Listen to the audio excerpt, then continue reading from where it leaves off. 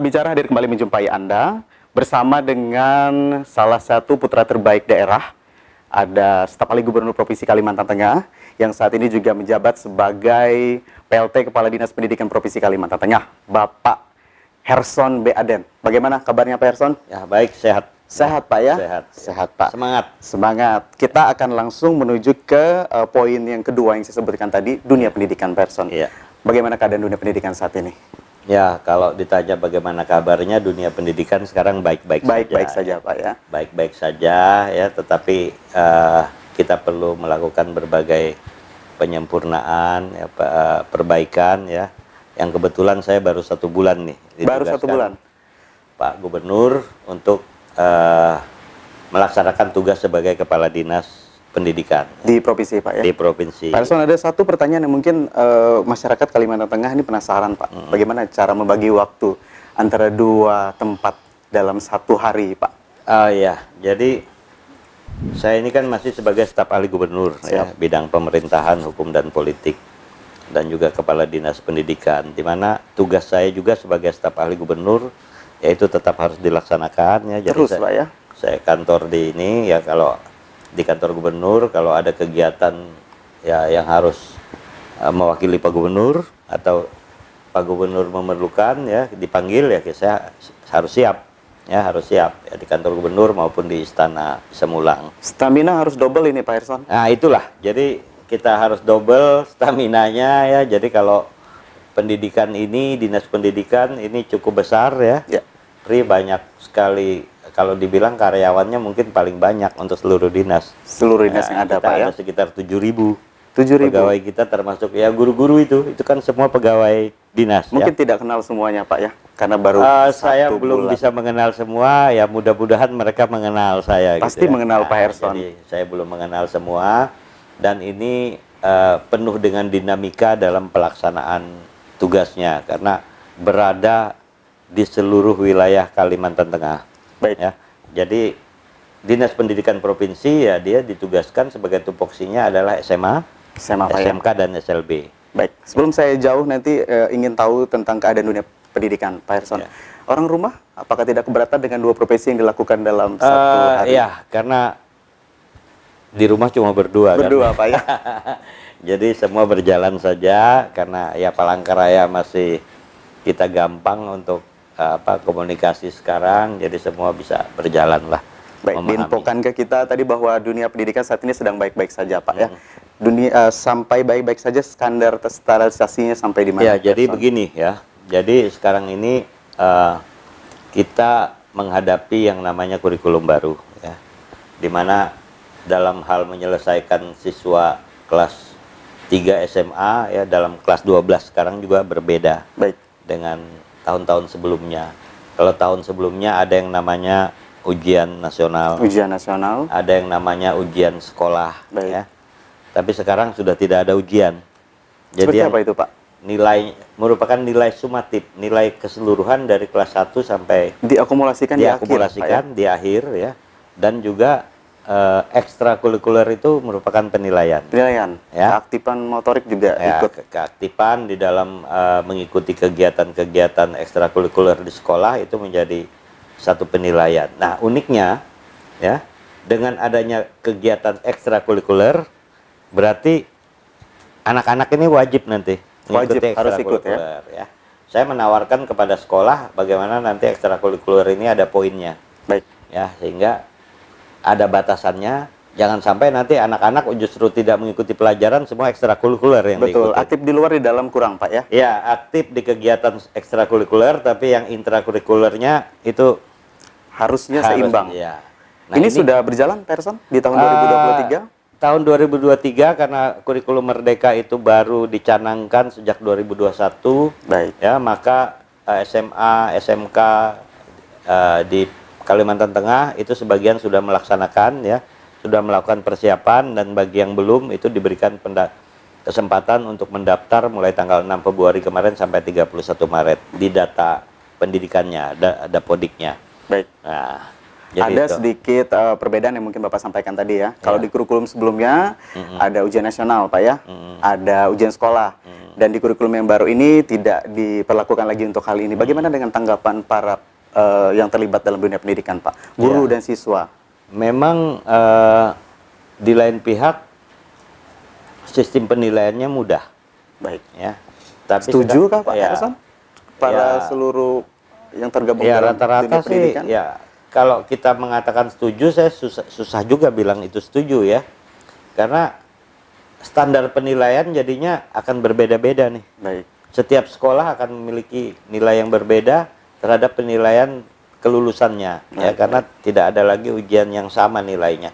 Tetapi ini sangat baik ya dalam rangka mengangkat nilai indeks student kita, PISA Betul, kita ya. betul. Di dunia kita akan melihat nanti nilai-nilai kelulusannya seperti apa ya. Dan saya sangat yakin apabila nantinya kegiatan-kegiatan yang sifatnya peningkatan kompetensi daripada siswa itu dapat dilaksanakan dengan baik, maka program ini saya pikir sangat baik ya, karena nanti kita tinggal menyepakati ya dengan dewan guru, dengan komite pengajaran, ini standar ini seperti apa yang kita harus lakukan. Apa saja mungkin Pak yang dilakukan upaya agar seluruh yang tergabung dalam dunia pendidikan ini paham mengenai hal yang akan dilakukan dalam program terbaru?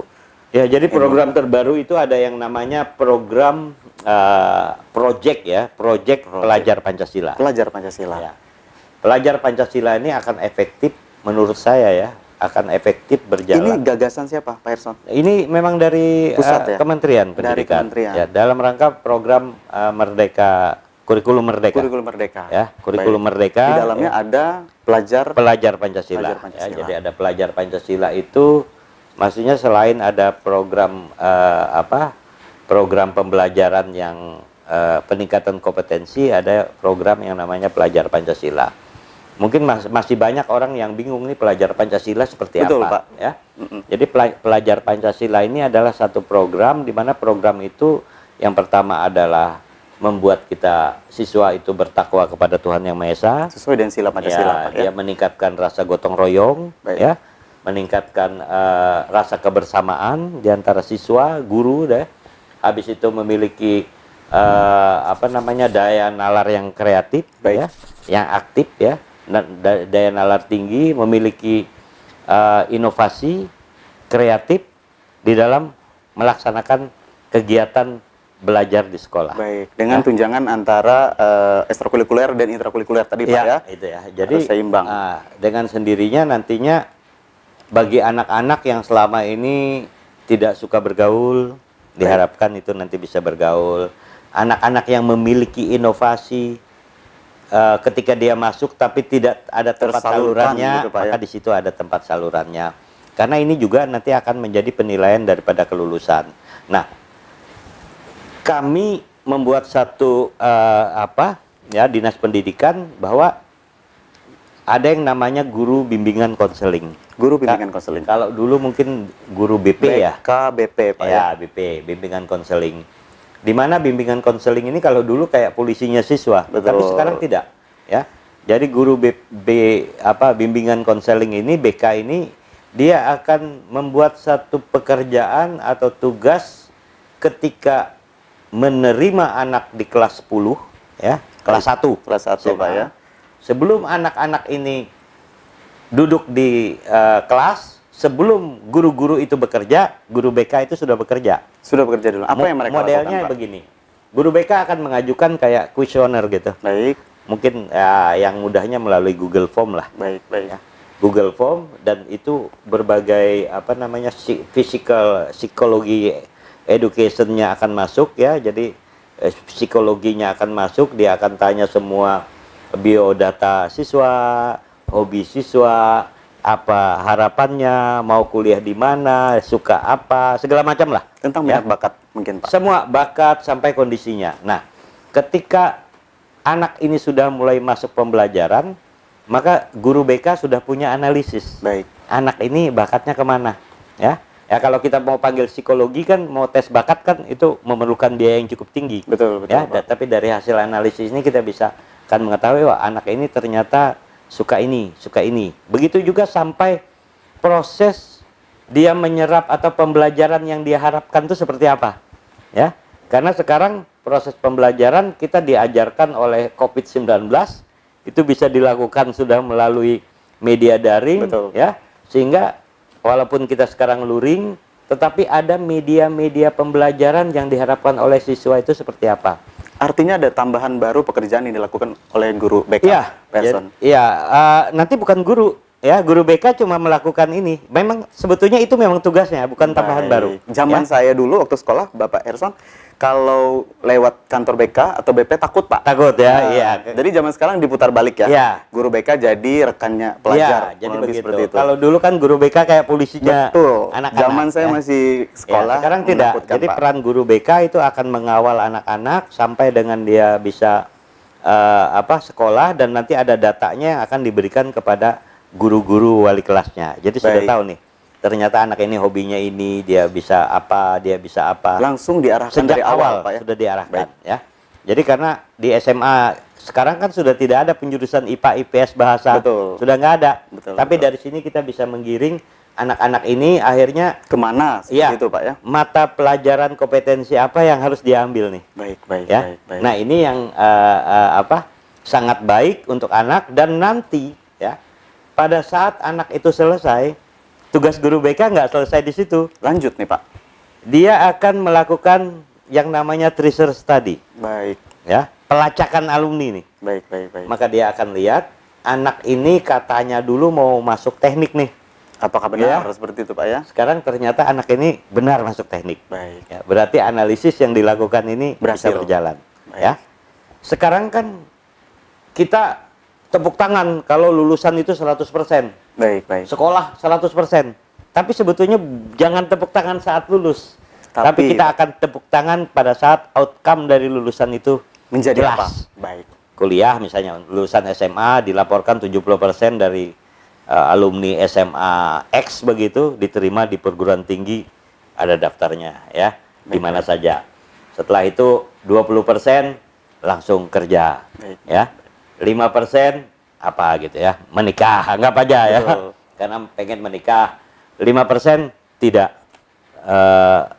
tidak bekerja, tidak kuliah, dan tidak apa-apa ya, berarti 5% hanya. Betul. Tapi kalau terjadi kebalikannya, hanya 5% yang kuliah dan 70% yang tidak kuliah, maka ada pertanyaan di tracer study itu, penyebab Anda gagal kuliah, mendaftar apa? Kami kalah di penilaian matematik gitu ya. Oke. Kami kalah di penilaian bahasa Inggris. Artinya datanya jelas, Pak Erson, Iya, ini kan dihimpun dari anak-anak. Betul, betul. Sehingga dari hasil tracer study ini, sekolah akan mengambil satu kebijakan, komite pembelajaran. Nah, ternyata kita matematik kita kurang nih, Baik. ya. Ternyata bahasa Inggris kita kurang. Nah, kita kan mengetahui ya, Pri ya, Baik. bahwa guru-guru kita kan tidak tersebar merata nih, Betul. ya. Apalagi berbicara daerah, Pak Ya, di Kalimantan Tengah ya. Dan permasalahannya kita sudah tahu, ternyata ada kompetensi-kompetensi tertentu itu kurang dikuasai oleh anak-anak kita. Betul. Maka kami beberapa minggu lalu sudah melakukan rapat ya dalam rangka untuk membentuk yang namanya tim kompetensi pengajaran Baik. oleh guru. Oleh guru, Pak ya. Misalnya Palangkaraya itu ada tim kompetensi kita ya, yang nantinya misalnya ada kompetensi matematik, kompetensi bahasa Inggris, kompetensi apa di tempat yang sekolahnya di Palangkaraya ini kan boleh dikatakan cukup banyak nih. Betul. Ya. Maka yang kami lakukan adalah guru-guru yang memiliki kompetensi-kompetensi khusus ini akan kami kirimkan ke, misalnya anggap aja ke Sungai Hanyuk. Di sana Oke. guru bahasa Inggris nggak ada nih. Inovasinya, Pak ya. Ya, Hmm. kirimkan 2 minggu sana Baik, atau baik, 1 bulan. baik. Tapi kalau disuruh pindah kan nggak mau gurunya nih. Pasti, Pak. Karena sudah nyaman Ya, udah sebelumnya, ya. Tapi disuruh ke sana dengan timnya. Baik. Kita akan bersama-sama dengan SMA di sana melakukan pengajaran yang membuat siswa itu merasa senang. Tapi kita bukan harus mengintimidasi, tapi memberikan pengajaran tentang itu bagi siswa-siswa yang kebetulan senang berbahasa Inggris, Betul. yang senang matematik. Nah, ini dilakukan sehingga nanti akan terjadilah yang namanya pemerataan pendidikan. Kalau pemerataan, kapan kita bisa merata, Pri? Betul, Pak. Ya, karena kalau bilang guru itu kurang, ya kurang terus dari dulu. Betul. Ya, pertanyaannya kapan mau merata? Nggak merata-merata, ya. maka itulah yang kita harus lakukan, gitu ya. Oke, ini berat dan panjang. Inovasi yang dilakukan dari Dinas Pendidikan Provinsi Kalimantan Tengah sangat menarik sebenarnya, Pak. Anak-anak muda pun yang menyaksikan mungkin tayangan podcast ini bakal paham apa yang akan dilakukan ke depan. Iya. Apabila mungkin memilih jurusan sebagai seorang guru. Nah, tadi sudah dijelaskan Pak Erson, ada banyak Pak inovasi yang dilakukan. Salah satunya menerjunkan tim dari sentral menuju ke daerah Iya. yang mungkin dianggap perlu. Ya, mungkin nanti tidak semua dari Palangkaraya. Ada yang Kalau dari di Sampit juga ya. misalnya sudah ada timnya, maka dia akan turun ke daerah dan bisa ke daerah lain. Di Pangkalan Bun ada timnya, gitu ya. Di Kapuas ada timnya. Jadi kita nggak perlu semua Artinya dari kolaborasi Palangkaraya. merata, Pak ya? Iya. Ke semua lini yang ada Iya. di ini. Dan Bapak Gubernur kan sangat concern nih tentang ini. Dan Bapak Gubernur kita sudah melakukan, mungkin nanti akan saya jelaskan di lain waktu, tapi Bapak Gubernur sudah melakukan kerjasama peningkatan kualitas SDM dengan beberapa perguruan tinggi yang ada di luar Kalimantan Tengah. Boleh kasih bocoran, Pak Erson? Perguruan tinggi apa Ya, saja? yang sudah MOU beliau dengan IPB, IPB, Pak ya? Institut Pertanian Bogor, dan Baik. UI. Wow. Ya. Nah, kalau dengan UPR ya, dan di sini kan dengan sendirinya nih. Baik, ya, baik, baik. Yang di jadi nanti ya ada program lah, bagaimana program peningkatan vokasi. Nanti saya akan jelaskan itu ya. Baik, dan ini sudah dilakukan kemarin, Pak ya? Iya, Artinya sudah dilakukan. sepakat antar MOU-nya pemerintah sudah, provinsi ya? tinggal kita implementasinya ya. Tidak menutup kemungkinan nanti para dosen-dosen ahli ini Baik. akan turun ke membantu kita dalam rangka peningkatan kompetensi peserta didik kita, bisa jadi. Ya. Semakin maju dan semakin menarik, Pak, untuk Iya. dunia pendidikan Iya. di Provinsi Kalimantan Tengah. Tentunya di masa pemerintahan di tahun 2022, Pak ya, yang dimulai dan 2023 udah mulai. Iya. Kalau kita berbicara masalah hal itu, untuk teknologi pendidikan ini bagaimana, Pak? Ya. Jadi untuk teknologi pendidikan ini berbicara apa nih? SMK atau apa nih? Kita ke SMA saja. Ya, Seperti yang SMA. sudah kita jelaskan tadi kan Iya. artinya banyak hal yang mencakup tentang pendidikan SMA, Pak. Cuman kan kita tidak berbicara di kota saja. Iya. Ada banyak hal di daerah yang dilakukan apa nih, Pak? Supaya mungkin paham juga. Ya, jadi sekarang begini ya. Guru itu sebetulnya ada yang namanya kompetensi profesional. Baik. Ya, mungkin guru ada yang memiliki keahlian IT, memiliki Betul. keahlian ini. Ada guru yang memiliki keahlian pedagogi, jadi ada bagaimana mengajar berbagai hal. Ada guru yang memiliki keahlian kompetensi sosial, ya. Ada kompetensi kepribadian. Lengkap, ini, Pak ya? Ya, ini merupakan kelengkapan dari seorang guru, ya, Baik, baik. untuk meningkatkan kompetensinya. Nah, berbicara tentang teknologi dan informasi yang dilakukan, ya, kita sebetulnya sudah melakukan terobosan bagaimana peningkatan bahan ajar siswa itu berbasis teknologi informasi, berbasis web lah, ya.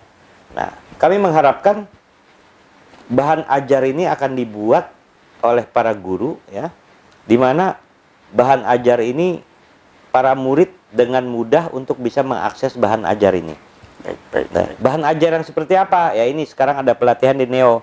Bahan ajar yang membuat murid itu menarik untuk Contohnya dia apa, Ersan? mau belajar. Contohnya seperti apa nih, Pak? Misalnya seperti bahan ajar yang selama ini mungkin cuma dikasih dalam bentuk buku nih. Betul. Ya, nanti kita bikin pakai program Canva Doc yang ada gambar, ada apa, Oke, ya.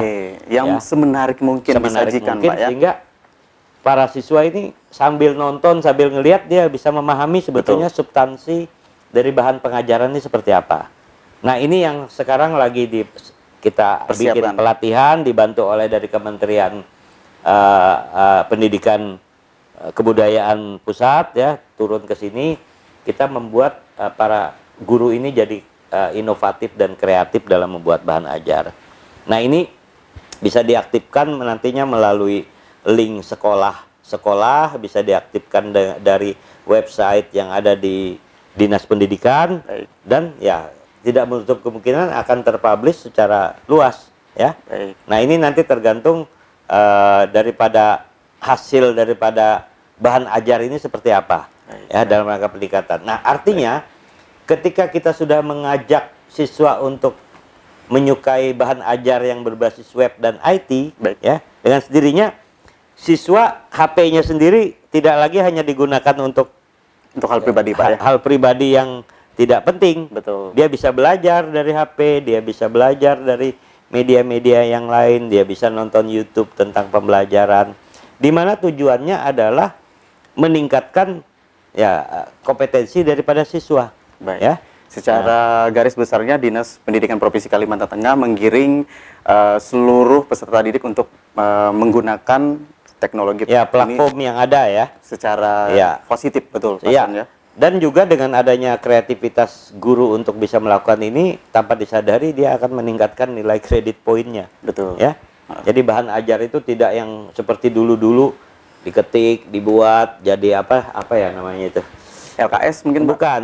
Kalau yang dulu apa? Diktat. Oh, baik. Yang seperti diktat apa segala macam. Buku ya. panduan yang setebal Iya, ini Pak ya. tebal banyak karena harus Oke. tuntas. Nah, sekarang kan kita buat bahwa siswa itu bisa memahami substansi daripada materi pengajarannya. Baik. Saya ambil contoh gini. Untuk SD. Ketika kita ikut kurikulum 2013, Pri, Ya. siswa kelas 3 SD itu harus bisa membagi. Betul. Tapi ternyata di daerah ini, ya daerah tertentu yang ada di Kalimantan ini, jangankan membagi, menambah saja belum bisa, mengurang belum bisa, Artinya tidak sampai dipaksa standarisasi untuk Pak, ya? membagi. Nah, Baik. dengan kurikulum Merdeka, jangan dipaksa membagi. Baik, baik, baik. Kita ajarkan dulu menambah, mengurang, yang nanti akan masuk pada saatnya membagi. Menyesuaikan dengan alur dan Kondisi keadaan Pak dan ya. kondisi keadaan di Baik. wilayah. Nah, kalau kurikulum dulu kan nggak mau tahu nih, Kalau Ya. seandainya tidak sesuai, tidak akan naik kelas Pak, ya? dipaksakan membagi. Ah, Ya, paksa orang tuanya kasih les kan, betul. keluar lagi biaya les menambah, les mengurang, Kalau tidak sesuai dengan standar, artinya kita harus tinggal kelas kalau tinggal zaman dulu kelas, Pak. ya, bisa bahkan tidak lulus. Betul. Nah, ini hal-hal ini ya mudah-mudahan di kurikulum Merdeka ini itu kita bisa terapkan dengan konsisten. Nah, ada begitu banyak inovasi terbaik yang sudah disiapkan oleh Dinas Pendidikan Provinsi Kalimantan Tengah Pak Erson. Apalagi nih Pak, yang mungkin kedepannya yang akan dilakukan oleh Dinas Pendidikan selain kurikulum Merdeka dan pelajar Pancasila tadi Ya, Pak. kita juga akan berupaya untuk peningkatan daripada kualitas para guru. Guru Pak ya. Kita adakan selalu guru mengikuti berbagai kegiatan peningkatan kompetensi ya, dalam rangka ya updating ya buat Betul. guru ya, refresh ya. Karena ini siswa akan dari guru Pak ya intinya. Iya, karena intinya kan dari guru betul. ya. Dan juga kita tetap saya membuat satu aplikasi kemudahan guru untuk naik pangkat. Ya kan? Sudah dilakukan Pak? Iya, sudah dipersiapkan Luar biasa. ya. Jadi nanti guru itu diharapkan para guru itu akan melakukan evaluasi mandiri Evaluasi mandiri. terhadap apa yang dia capai sampai dengan titik tertentu. Ya, kalau dulu kan baru ngumpul kredit poin kalau mau naik pangkat nih. Betul. Ya, akhirnya berkas-berkasnya udah nggak tahu di mana. Betul. Ya. Nah, ini kita lakukan dengan adanya aplikasi ya. Maka guru akan mengisi bahwa saya hari ini telah melakukan apa. Jadi yang jelas nanti- rangkuman dari ya, awal sampai ya, akhir dia Pak sudah ya. melakukan pengajaran dan sebagainya, aplikasinya ada sehingga dia bisa tahu bahwa semester ini saya bisa dapat sudah berapa poin. Ya, biasa dari 3A ke 3B itu harus cari 50 poin. Dia akan tahu, oh sekarang saatnya saya sudah bisa naik pangkat. Artinya Karena jelas sudah Pak ya. terpenuhi. Ya, kita harapkan Dari nanti awal. ada asesor ya yang bisa membantu para guru ketika ada hal-hal yang tidak pas di dalam dia mengisi ini. Baik. Tapi ini belum rigid loh. Nanti dia rigid saat dia sudah klik Sampai terakhir waktunya, ya, Pak, sampai ya. waktunya ya. Oke. Dan para penilai angka kredit itu saya harapkan tidak perlu lagi menunggu guru-guru harus membawa berkas yang begitu banyak Betul. ke provinsi ya.